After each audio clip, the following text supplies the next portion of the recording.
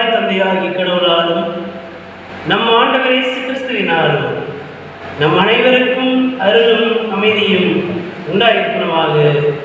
ஆமென். ஆசி செய்திடுவார்,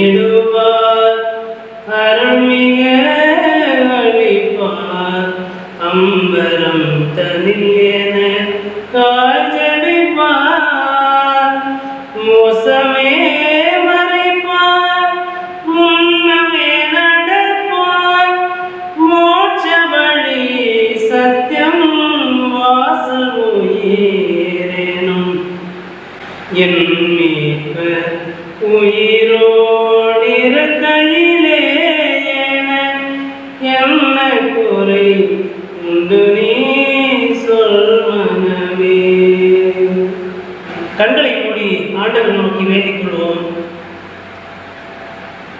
அனைத்து ஆசீர்வாதங்களுக்கும் ஊற்றாயிருக்கிற எங்கள் அன்பின் நல்ல கடவுளே, தாயும் தந்தையுமானவரே, இந்த புதிய வாரத்தின் முதல் நாள் காலை வேளையிலே உடைய திருமுகம் நாடி வந்திருக்கிறோம்.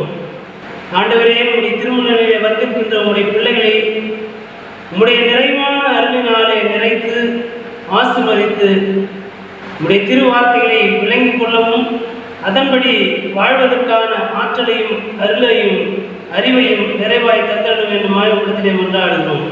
உடைய தூயாவினுடைய வல்லமைக்கும் ஆளுகைக்கும் எங்களை ஒப்புவிக்கிறோம். எங்கள் ஆண்டவர் மீட்பருமாக இயேசு கிறிஸ்துவின் வழியாய் வேண்டுதல் செய்கிறோம் எங்கள் அன்பு நிறைந்த நல்ல கடவுளே. ஆமென். கிறிஸ்து உயிர்த்தெழுந்த திருநாளுக்கு பின்வரும் 5ஆம் ஞாயிறு என்று சொல்லப்படுகின்ற இந்த நாளிலே படித்து சிந்திக்கும்படியாக நம்முடைய ஆல்பர்ட் லூத்தரன் திருச்சபையின் முன்னோர்களால் முன்குறிக்கப்பட்டுள்ள நற்செய்தி பகுதி தூய யோவான் என்பவர் எழுதிய நற்செய்தி நூல் 16ஆம் பிரிவு திருவசனங்கள் 23 தொடங்கி 28 வரை அடங்கிய பகுதியை அனைவரும் எழுந்து நின்று படிக்க கவனமாய் கேட்போம். தூய யோவான் எழுதிய நற்செய்தி நூல் 16ஆம் பிரிவு திருவசனங்கள் 23 தொடங்கி 28 வரை அடங்கிய பகுதி. அந்நாளில் நீங்கள் என்னிடம் எதையும் கேட்க மாட்டீர்கள். நீங்கள் என் பெயரால் தந்தையிடம் கேட்பதையெல்லாம் அவர் உங்களுக்கு தருவார் என உறுதியாக உங்களுக்கு சொல்லுகிறேன். இதுவரை நீங்கள் என் பெயரால் எதையும் கேட்டதில்லை. கேளுங்கள், பெற்றுக்கொள்வீர்கள். அப்போது உங்கள் மகிழ்ச்சி நிறைவடையும். நான் உங்களிடம் உருவகமாகவே பேசி வந்துள்ளேன். ஆனால் காலம் வருகிறது, அப்பொழுது உருவகங்கள் வாயிலாய் பேசாமல் தந்தையை பற்றி வெளிப்படையாய் எடுத்துரைப்பேன். அந்நாளில் நீங்கள் என் பெயரால் வேண்டுவீர்கள். அப்போது உங்களுக்காக தந்தையிடம் கேட்கிறேன் என நான் சொல்ல மாட்டேன். ஏனெனில் தந்தையே உங்கள் மீது அன்பு கொண்டுள்ளார். நீங்கள் என் மீது அன்பு கொண்டு நான் கடவுளிடம் இருந்து வந்தேன் என்று நம்புவதால் தான் தந்தையும் உங்கள் மீது அன்பு கொண்டுள்ளார். நான் தந்தையிடம் இருந்து உலகிற்கு வந்தேன், இப்போது உலகை விட்டு தந்தையிடம் செல்கிறேன் என்றார் என்பவைகளே. வேதத்துக்காக தோத்திரம் உமக்குண்டாவதாக.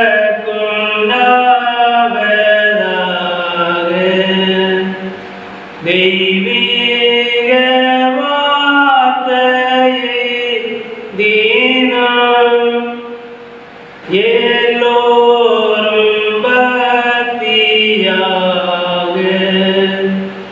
ஆராய்ந்து பார்த்து சேவித்து கை கொள்ளவே கடாட்சித்து நல்லாவியை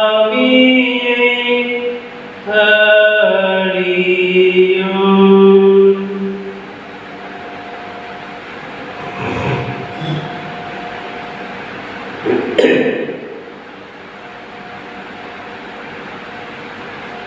கிறிஸ்துவுக்குள் அன்பான பெற்றோர்களே, பெரியோர்களே, வாலிப பிள்ளைகளே, குழந்தைகளே, உங்கள் அனைவரையும் உயிர்த்தெழுந்த ஆண்டவர் இயேசு கிறிஸ்துவின் திருப்பெயரால் வாழ்த்துவதிலே மிகுந்த மகிழ்வடைகிறேன்.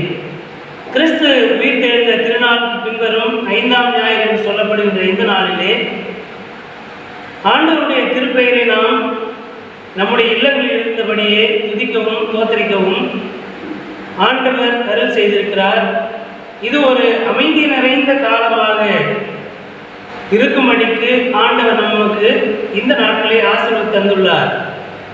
ஒருவேளை இந்த நாட்கள் கொரோனா பெருந்தொற்று காலங்கள் வீட்டிலே முடங்கி கிடக்கின்ற காலங்களாக பார்க்கப்பட்டாலும் கடவுள் ஒரு குறிப்பிட்ட காலம் வரையிலும் நம்முடைய மக்களை பாதுகாப்பதற்காக ஒளிந்திருக்கும்படியாக, மறைந்திருக்கும்படியாக, தனித்திருக்கும்படியாக கட்டளையிடுகின்றார். அப்படிப்பட்ட கடவுளின் பராமரிப்பு, அவருடைய அடைக்கலத்திற்குள்ளாக சில காலங்கள் நாம் மறைந்திருக்க வேண்டிய அவசியம் இருக்கிறது என்கின்ற உணர்வை நாம் பெற்றுக்கொள்ள அழைக்கப்படுகின்றோம். கோழியானது முட்டையிடுகிறது. அந்த முட்டை 21 நாட்கள் தாய் கோழியினுடைய அந்த அடைக்கலத்திற்குள்ளாக இருக்கின்ற போதுதான் 22ஆம் நாளிலே அது ஒரு உயிருள்ள கோழி குஞ்சாக வெளியே வருகிறது. ஒரு புதிய உயிராக அது வருகிறது. அந்த முட்டை தாய் கோழியினுடைய சட்டைகளின் மறைவிலே அவயத்திலே வைக்கப்படாவிட்டால் அது ஒரு புது உயிராய் உருவெடுக்காது. மாறாக காலம் கடந்து போகின்ற போது, தாயினுடைய அடைக்கலத்துக்குள்ளாக இல்லாமல் போகின்ற போது அந்த முட்டை அழுகி பயனற்ற முட்டையாக போய்விடும்.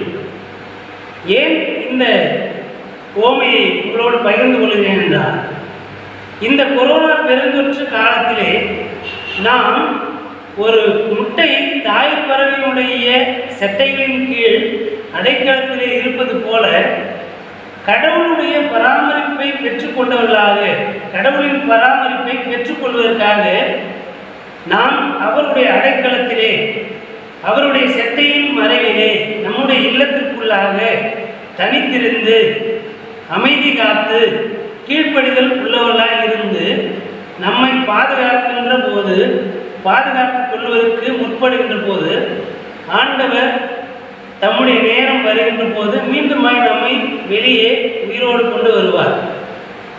நாம் அவருடைய வார்த்தைக்கு கீழ்ப்படியாமல் நாம் நம்முடைய மன விருப்பத்தின்படி ஊர் சுற்றி திரிவோமேயானால் கொரோனா பெருந்தொற்றுக்கு ஆளாகி நாம் இறந்து போக நேரிடும் என்பதை நாம் அறிந்து கொள்ளவும், புரிந்து கொள்ளவும், பகுத்தறிவோடு அதை ஏற்றுக்கொள்ளவும், பகுத்தறிவு உடைய மற்றொருயாளராக இருப்பதற்கு நாம் இந்த நாளிலே அழைக்கப்படுகின்றோம். எனக்கு அருமையானவர்களே, இந்த நாளிலே படிக்க கேட்ட நற்செய்தி பகுதி கிறிஸ்து உயிர் தெரிந்த திருநாளுக்கு பின்வரும் 5ஆம் ஞாயிறு சொல்லப்படுகின்ற இந்த நாளிலே ஆண்டவருடைய வார்த்தை நமக்கு திருமறையின் வழியாக கொடுக்கப்படுகிறது. என்ன விதமான பொருளை நமக்கு தருகிறது, என்ன விதமான நம்பிக்கையை நமக்கு தருகிறது என்று பார்க்கின்ற போது இன்றைய நாளினுடைய திருப்பாடல் பகுதி 67ஆம் திருப்பாடலிலே கடவுள் இஸ்ரேல் மக்களுக்கு மட்டும் அல்ல, மாறாக வேற்றினத்தவருக்கும் அனைத்து மக்களினங்களுக்கும் கடவுள் மீட்பராயிருக்கிறார். அவரே எல்லா மனுக்குலத்திற்கும், முழு மானுடத்திற்கும் அவரே ஆண்டவராய், மீட்பராய், கடவுளாய் இருக்கின்றார். ஆகவே கடவுளின் பார்வையிலே நாம் நம்முடைய மனித புரிதலிலே இருந்து பார்க்கின்ற போது மதத்தால் மக்களை பிரித்தாளுகின்றோம், மதத்தை வைத்து மக்களை வேறுபடுத்தி பார்க்கின்றோம், சாதியை வைத்து மக்களை வேறுபடுத்தி பார்க்கின்றோம், மொழியை வைத்து மக்களை வேறுபடுத்தி பார்க்கின்றோம், இனத்தை வைத்து வேறுபடுத்தி பார்க்கின்றோம், பாலினத்தை அடிப்படையாக கொண்டு மக்களை வேறுபடுத்தி பார்க்கின்றோம், வர்க்க பிரிவினை, உயர்ந்தவன் தாழ்ந்தவன், ஆண்டான் அடிமை, முதலாளி தொழிலாளி என்கின்ற பார்வையோடு மக்களை பிரித்தாளுகை செய்து வேற்றுமைப்படுத்தி பார்க்கின்றவர்களாக இருக்கின்றோம். ஆனால் கடவுளின் பார்வையில்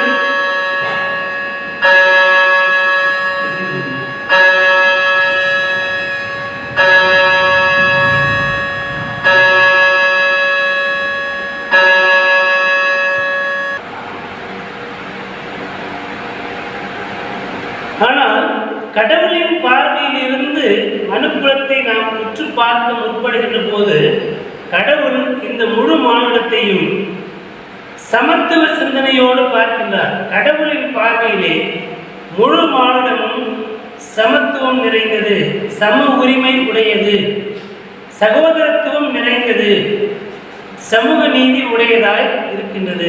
அதுவே இறைநீதி. இறைநீதி என்பது சமத்துவம், சகோதரத்துவம், சமூக நீதி உடையதாய் இருக்கின்றது. ஆகவே கடவுளின் பார்வையில் நாம் எல்லாருமே சமமானவர்கள். அதைத்தான் திருப்பாடல் ஆக்கியோன் சொல்லுகின்ற போது வேற்றினத்தாருக்கும் கடவுள் மீட்பு அளிக்கின்றார், வேற்றினத்தாரும் கடவுளை தொழுது கொள்ளவும் கடவுளை நோக்கி மன்றாடுவதற்கும் உரிமை பெற்றவர்களாய் இருக்கின்றார்கள். வேற்றின மக்களும் கடவுளை தொழுது கொள்கின்றார்கள். ஆகவே கடவுள் சமத்துவத்தின் கடவுளாய் இருக்கிறார், சமநிலையை விரும்புகின்ற கடவுளாய் இருக்கின்றார். இனம் சார்ந்து கடவுள் மக்களை பிரித்தாழ்வதில்லை.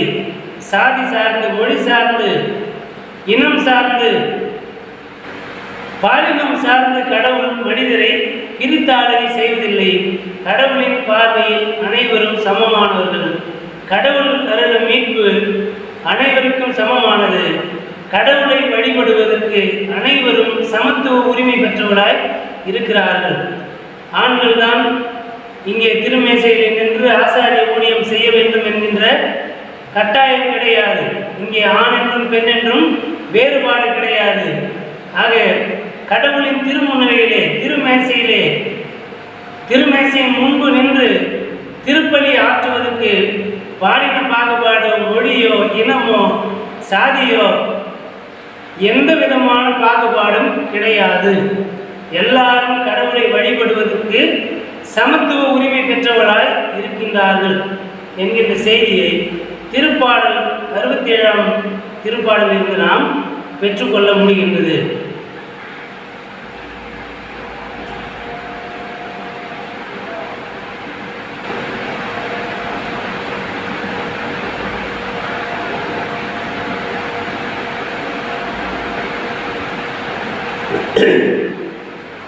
ஆகவே கடவுள் அனைத்து மக்களினங்களுக்குமான விடுதலையாளராக இருக்கிறார், மெசியாவாக இருக்கிறார், ஆண்டவராக இருக்கிறார், அனைவருக்குமான ஒரே கடவுளாய் இருக்கின்றார். அவர் மனுக்குலத்திற்கு மாத்திரமல்ல, அனைத்து படைப்புகளுக்கும் அவர் மீட்பராகவும் கடவுளாகவும் படைப்பாளராகவும் இருக்கின்றார். இன்றைய நாளினுடைய இறைவாக்கு நூல் பகுதியை நாம் பார்க்கின்ற போது யோவேல் இறைவாக்கினர் நூல் 2ஆம் பிரிவு திருவசனங்கள் 28 தொடங்கி 32 வரை அடங்கிய பகுதி நமக்கு கொடுக்கப்பட்டிருக்கின்றது. அங்கே கடவுள் என்ன செய்தியை இந்த நாளிலே நமக்கு கொடுக்கிறார் என்று பார்க்கின்ற போது கடவுள் தம்முடைய ஆவியானவரை நமக்கு அளிக்கின்றார். கடவுளின் ஆவியானவர் வயது மூப்பு பார்த்து தம்முடைய ஆற்றலை வெளிப்படுத்துவதில்லை. வயோதிகர்கள் மேலும், வாலிபர்கள் மேலும், குழந்தைகள் மீதும் ஆண்டவருடைய அருளும் ஆவியும் ஊற்றப்படுகிறது. ஆகவே கடவுளின் ஆவியானவர் வயதை பார்த்து செயலாற்றுவதில்லை. பெரியவர்கள், சிறியவர்கள், குடும்பத்திற்குள்ளே தான் தாத்தா முடிவு எடுக்கணும், அப்பா தான் முடிவு எடுக்கணும், அம்மா தான் முடிவு எடுக்கணும், அண்ணன் தான் முடிவு எடுக்க வேண்டும் என்பதெல்லாம் குடும்பத்திற்கு. ஆனால் இறையரசின் ஒழுக்கம் என்பது எல்லாருக்குமே கடவுள் தம்முடைய ஆவியானவரை ஊற்றுகின்றார். எல்லாருடைய கருத்துக்கும் உணர்வுகளுக்கும் முக்கியத்துவம் அளிக்க வேண்டும் என்பது இந்த யோவேல் இறைவாக்கு நூலின் இந்த பகுதி நமக்கு உணர்த்துகிறது. கடவுள் தம்முடைய ஆவியானவரை வயது வேறுபாடின்றி வயோதிகர் மீதும், இளைஞர்கள் மீதும், குழந்தைகள் மீதும், ஆண்கள் மீதும், பெண்கள் மீதும் எல்லாவற்றையும் கடந்து ஆண்டான் அடிமை என்கின்ற வர்க்க முரண்பாடு நிறைந்த சூழலில் அவர் தலைவர்கள் மீதும் பணியாளர்கள் மீதும் தம்முடைய ஆவியை ஊற்றுகின்றார்.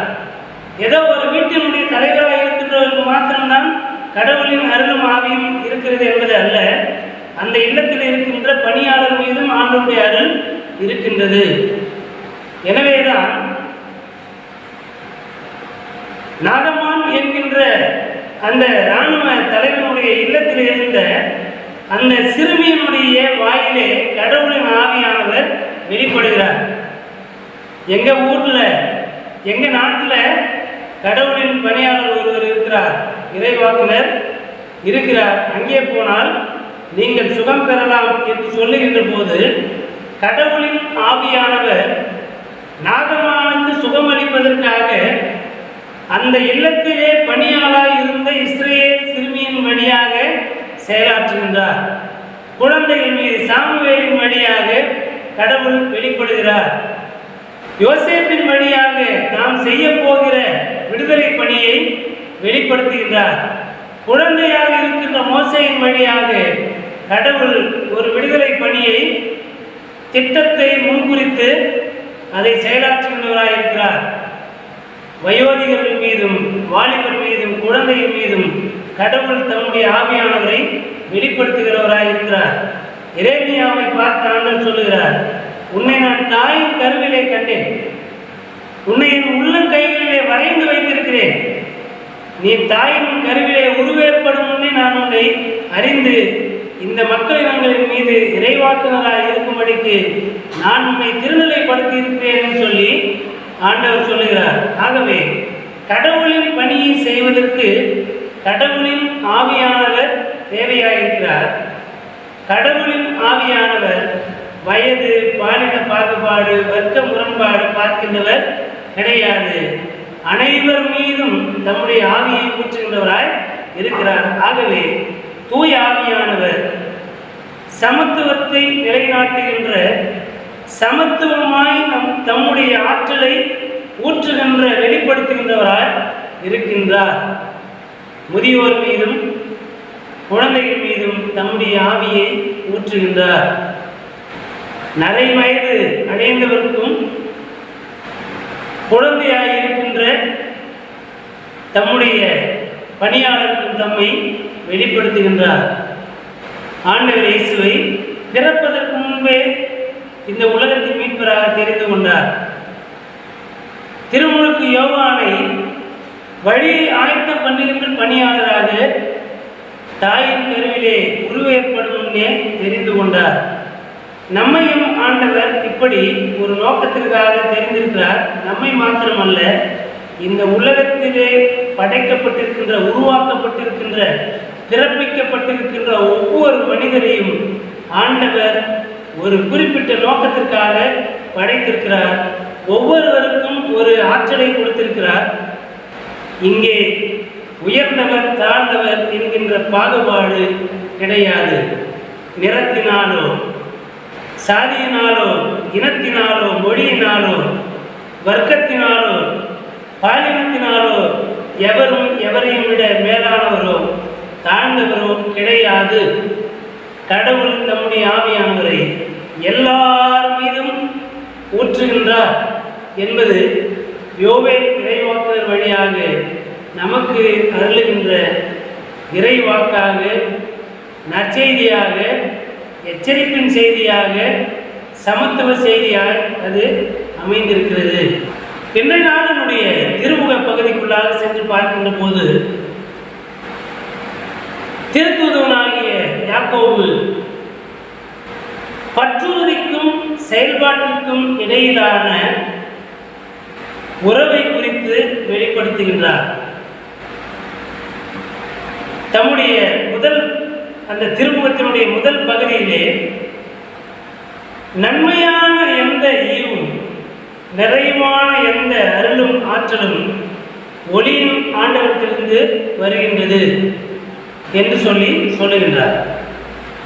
அப்படி சொல்லுகின்ற போது எல்லாமே கடவுளிடத்திலிருந்து தான் வருகின்றது என்கின்ற நம்பிக்கையை முதலாவது வெளிப்படுத்துகின்றார்.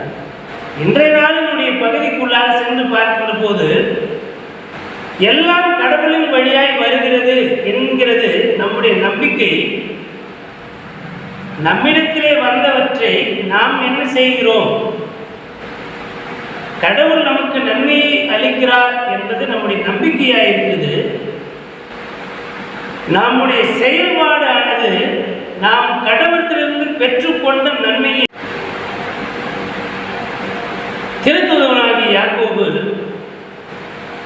பற்றுறுதிக்கும் செயல்பாட்டிற்கும் உறவு இருக்க வேண்டும் என்பதை வெளிப்படுத்துகிறார். செயல்பாடு இல்லாத பற்றுறுதி பயனற்றது. திருமறையின் ஊடாக பார்க்கின்ற போது பவுல் பற்றுறுதிக்கு முன்னுரிமை அளிக்கிறார். அது தவறான செய்தியும் கிடையாது.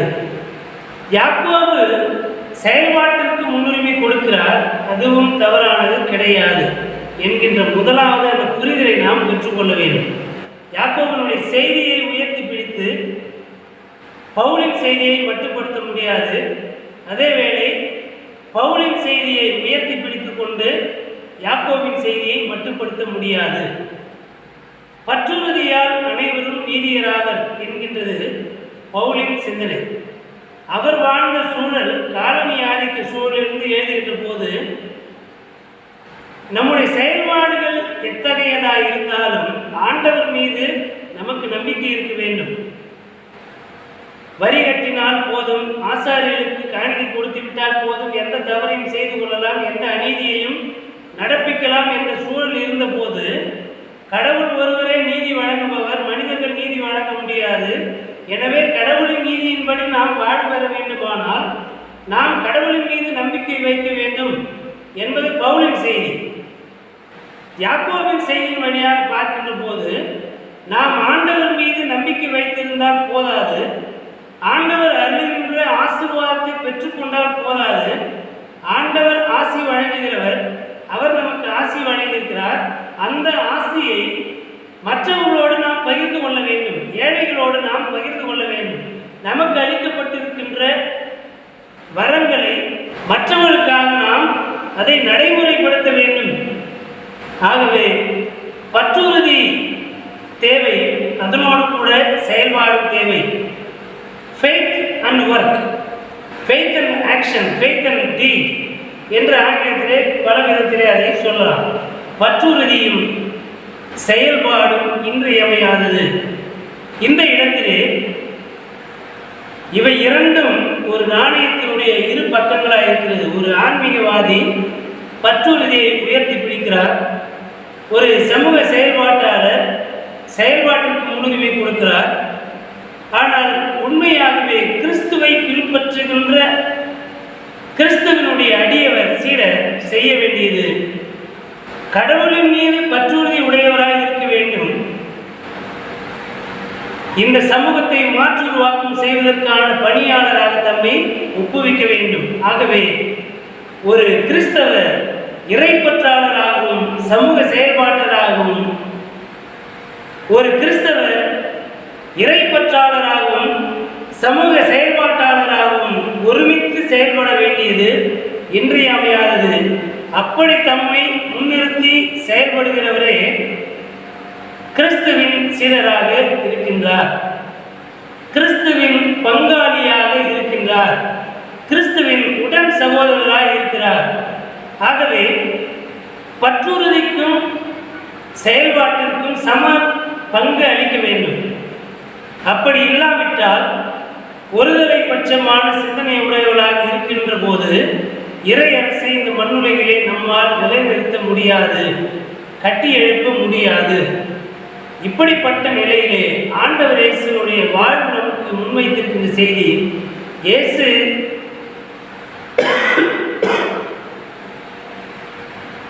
இறைப்பற்று உடையவராக மாத்திரமே இல்லை, மாறாக தந்தையாம் கடவுளத்திலிருந்து அருளையும் ஆற்றலையும் பெற்றவராக இந்த சமூகத்தை மாற்றுவாக்கம் செய்வதற்காக தம்மை கடைசி மட்டும் ஒப்புவித்திருந்தார். அந்த விதமான சிந்தனை நமக்கு இருக்க வேண்டும். அந்த இயேசுவிலே வெளிப்பட்ட கடவுளின் ஆவியானவர் சமச்சீரான முறையிலே நம்மீது செயலாற்றுவதற்கு அவரை ஒப்பு கொடுத்திருக்கிறார். அதைத்தான் இந்த நாளின் நற்செய்தி பகுதி நமக்கு வெளிப்படுத்துகின்றது. ஒரு காலம் வரும், அந்த காலம் வருகின்ற போது நீங்கள் என் பெயராலே தந்தையிடத்தில் எதையும் கேட்க வேண்டிய அவசியம் இல்லை. ஏனென்றால் என் வழியாக நீங்கள் தந்தையின் மீது நம்பிக்கை வைக்கின்ற போது, இதுவரையிலும் என் வழியாய் கடவுளின் திருவுளத்தை அறிந்திருக்கின்ற நீங்கள், இதுவரை என் வழியாய் கடவுளின் வார்த்தையை பெற்றுக்கொண்ட நீங்கள், இதுவரை கடவுளின் வார்த்தைக்கு கீழ்ப்படியும்படிக்கும் கடவுளின் திருவுளத்தை நிறைவேற்றும்படிக்கும் உங்களை ஒப்புவித்து உங்களை நீங்கள் பயிற்றுவித்துக் கொண்டதினாலே இனி என் வழியாய் நீங்கள் கடவுளிடம் சேர வேண்டிய அவசியமில்லை. நீங்கள் கடவுளை அறிந்திருக்கிறீர்கள், தந்தையாகிய கடவுள் உங்களை அறிந்திருக்கிறார். ஆகவே நீங்கள் அவரோடு நேரடியாக பேசுகின்ற உறவாடுகின்ற உரிமையை பெற்றிருக்கிறீர்கள். ஆகவே நீங்கள் செய்ய வேண்டியது, என்னுடைய வார்த்தை, என் வழியாக நீங்கள் பெற்றுக்கொண்ட கடவுளின் வார்த்தையை நீங்கள் நடைமுறைப்படுத்துவதற்கு நீங்கள் முழுமையாக உங்களை ஒப்புக் கொடுங்கள். நீங்கள் என்னுடைய பணியாளர்கள் அல்ல, மாறாக என்னுடைய நண்பர்களாக இருக்கிறீர்கள். அதைத்தான் நாம் நம்முடைய கிராமிய மொழியினை பார்க்கின்ற போது கிறிஸ்துவின் பங்காளி, நாம் கிறிஸ்துவின் பங்காளிகளாக இருக்கிறோம். பங்காளி என்றாலே அங்கே ஏற்றத்தாழ்வு கிடையாது, பாகுபாடு கிடையாது. அனைத்து உரிமைகளிலும் சம உரிமை உண்டு, சம பங்கு உண்டு. ஆக கடவுளின் ஆவி ஒருவருக்குள்ளாக ஊற்றப்படுகின்ற போது அங்கே சமத்துவமும் சகோதரத்துவமும் சமூக நீதியும் நிலைநாட்டப்படுகிறது. கிறிஸ்துவின் வழியாய் வெளிப்படுகின்ற தூய ஆவியானவர், கடவுள் அருளுகின்ற தூய ஆவியானவர் நமக்குள்ளே வந்து வாசம் பண்ணுகின்ற போது நாம் எல்லாரும் சமமானவர்கள் என்கின்ற உணர்வை பெற்றுக்கொள்வதற்கு நம்மை பக்குவப்படுத்துகிறார். நாம் எல்லோருமே சகோதரர்கள், கிறிஸ்துவின் வழியாய் தந்தையாகி கடவுளின் பிள்ளைகள் என்கின்ற அந்த உரிமையை பெற்றுக்கொள்கின்ற போது நாம் அனைவருமே கிறிஸ்துவின் உடல் பங்காளிகளாக இருக்கிறோம், கிறிஸ்துவின் உடல் சகோதரர்களாக இருக்கிறோம். ஆகவே கிறிஸ்துவனுடைய மாட்சிமையிலே பங்கெடுக்கின்ற உரிமை நமக்கு கொடுக்கப்படுகிறது. நம்மிடத்திலே எந்த விதமான ஏற்றத்தாழ்வும் இருக்கக்கூடாது. கிறிஸ்து கடைசி மட்டும் தம்முடைய சீடர்களுக்கு சொன்ன செய்தி, நான் தொண்டு ஏற்பதற்கு அல்ல, தொண்டு ஆற்றுவதற்கும் பலருடைய வாழ்வுக்காக மீட்புக்காக என்னுடைய உயிரையும் கொடுக்கவே வந்தேன் என்று சொல்லி ஆண்டவரை சொல்லுகிறார். மானிட மகன் தொண்டு ஏற்பதற்கு அல்ல, தொண்டு ஆற்றவும் பலருடைய மீட்புக்காக தம்மை கழுவாயாக கொடுக்கவும் வந்திருக்கிறார் என்று சொல்லுகிறார். உங்களை என்னுடைய பணியாளர்கள் என்று சொல்லுவதில்லை, உங்களை என்னுடைய நண்பர்கள் என்றேன், என்னுடைய சகோதரர்கள் நீங்கள், என்னோடு கூட சம உரிமை பெற்றவர்களாக இருக்கிறீர்கள் என்கின்ற அந்த உறுதியை ஆண்டவர் நமக்கு அருள் இருக்கின்றார். எனக்கு அருமையானது, கடவுளத்திலிருந்து ஆசீர்வாதத்தை பெற்றுக்கொண்ட மக்களாகிய நாம் அதை அனைவரோடு பகிர்ந்து கொள்வதற்காகவே நமக்கு அதை தந்திருக்கிறார். அதை செய்து நிறைவேற்றுவதற்கு கடவுள் தம்முடைய ஆவியானவர் வழியாக நமக்கு ஆற்றல் வழங்க ஆண்டவர் இயேசு விரும்புகிறார். நாம் தந்தையினுடையவர்கள், கடவுளினுடையவர்களாய் இருக்கிறோம். கடவுள் நம்முடைய கடவுளாய் இருக்கிறார். ஏதோ ஒரு இனத்திற்கோ ஒரு சாதிக்கோ ஒரு மொழியை பேசுகின்ற மக்களுக்கோ ஒரு குறிப்பிட்ட பாலினத்திற்கு சொந்தமானவர் அல்ல. கடவுளின் ஆவியானவரும் அனைவருக்கும் சமமானவர், எல்லாருக்குள்ளும் தம்முடைய நிறைவான ஆற்றலை வெளிப்படுத்துகிறார். இந்த சிந்தனைகளை பெற்றுக்கொண்டவர்களாக கிறிஸ்துவின் பங்காளிகள் என்கின்ற நிலையிலே இருந்து கிறிஸ்துவனுடைய மீட்பு பணியை தொடர்ந்து செய்வதற்கான செயல்பாட்டாளர்களாக நாம் இருக்க வேண்டும். இறைப்பற்றுடன் கூடிய செயல்பாட்டாளர்களாக நாம் இருக்க வேண்டும். கிறிஸ்து அப்படி இருந்தார். ஆகவே இந்த சமூகத்திலே இனத்தின் பெயராலே, சாதியின் பெயராலே, மொழியின் பெயராலே பாகுபடுத்தி வர்க்க பிரிவினை, பாலின பாகுபாடு என்கின்ற நிலையிலே எந்த ஒரு மனிதரையும் புறம் தள்ளுகின்றவர்களாய் ஒடுக்குகின்றவர்களாய் நாம் இராமல் அனைவருக்குமான நீதியை நிலைநாட்டுவதற்கு நமக்குள்ளே சகோதரத்துவ உணர்வையும் சமத்துவ சிந்தனையும் சமூக நீதிக்கான விருப்பமும் உடையவர்களாக இருந்து அதை நாம் செயல் வழியாக வெளிப்படுத்துவதற்கு இந்த நாளிலே அழைக்கப்படுகிறோம். பற்றுறுதியோடு கூடிய செயல்பாடு உடைய மக்களாக இருப்பதற்கு இந்த நாளிலே ஆண்டவர் நம்மை அழைக்கின்றார். இந்த சிந்தனைகளோடு நம்மை நாம் ஆண்டவத்தில் ஒப்புக் கொடுப்போம். கடவுள் அருள் என்ற மெய்யான அருளும் அமைதியை மாற்றணும் நம்மிலும் நம்முடைய குடும்பத்திலும் நிறைந்து பெருகி நம்மை ஆண்டு ஆசீர்வதித்து வழிநடத்தி காப்பதாக. ஆமென். கண்களை மூடி ஆண்டவரை நோக்கி வேண்டிக் கொள்வோம். எல்லா துதிகளுக்கும் தோத்திரங்களுக்கும் பாத்திராக இருக்கிற எங்கள் அன்பின் கடவுளே, தாயின் தந்தை மாணவரே, இந்த வாரத்தின் முதல் நாளிலே உம்முடைய ஆலயத்திற்கு வந்து உண்மை நாங்கள் தோல்வி கொள்ளவும் வழிபடவும் உம்முடைய வார்த்தைகளை கேட்கவும் ஆண்டவர் எனக்கு துணை செய்ததற்காக நன்றி செலுத்துகிறோம். இந்த கொரோனா பெருந்தொற்று காலங்களிலே எல்லா மக்களையும் நீர்தாமே உம்முடைய பிள்ளைகளாக ஒரு அரவணைத்து பாதுகாத்துக் கொள்ளும். இந்த காலங்களிலே, இந்த இடர்பாடு நிறைந்த பேரிடர் காலங்களிலே முன்கள பணியாளர்களாய் பணியாற்றுகின்ற தூய்மை பணியாளர்கள், மருத்துவர்கள், செவிலியர்கள், ஆட்சியாளர்கள், அதிகாரிகள், இப்படியாக இந்த சமூகத்திலே மக்களுக்கு தேவையானவற்றை செய்கின்ற வணிகர்கள், எல்லா மக்களையும் உடைய கருத்திலே ஒப்புக் கொடுக்கிறோம். இந்த சமூகம் வாழ்வதற்காக தங்களை ஒப்புவிக்கின்ற அனைத்து மக்களையும் நீர் ஆசீர்வதிப்பீராக. ஒவ்வொருவருக்குள்ளாகவும் சமத்துவமும் சகோதரத்துவமும் சமூக நீதியும் நிறைந்த உணர்வுடைய உங்களுடைய பிள்ளைகளாய் வாழ்வதற்கு ஆண்டவர் தம்முடைய ஆவியானவரை நிறைவாய் பொழிந்தருள்வீராக. எங்களுடைய குற்றங்கள், குறைகள், மீறுதல்கள் எல்லாவற்றையும் தயவாய் மன்னித்தருளும். உம்முடைய நிறைவான ஆற்றலுக்கும் பாதுகாப்பு பராமரிப்புக்கும் எங்களை ஒப்புவிக்கிறோம். ஆண்டு கொள்ளும் வழிநடத்தி பலப்படுத்தும் பாதுகாத்துக்கிறோம். இயேசு என்ற பெயரை முன்னிட்டு வேண்டுதல் செய்கிறோம் எங்கள் அன்பு நிறைந்த நல்ல கடவுளே. ஆமென். பரலோகத்திற்கு என் பிதாவே, உடைய நாமம் பரிசுத்தப்படுவதாக, உடைய ராட்சியம் வருவதாக, உடைய சித்தம் பரமானத்திலே செய்யப்படுவது போல பூமியிலே செய்யப்படுவதாக. அன்றென்று வேண்டிய ஆகாரத்தை இன்றி விட்டார். எங்களுக்கு விரோதமாக குற்ற செயலுக்கு நாம் மன்னிக்கிறது போல என் பாவற்றங்களை மன்னி எங்களை சோதனை உட்பட நாம் தீமையிலே இறைச்சி தரும். ராட்சியமும் வல்லமையும் மகிமையும் என்றென்றைக்கும் முடிவிலே. ஆமென்.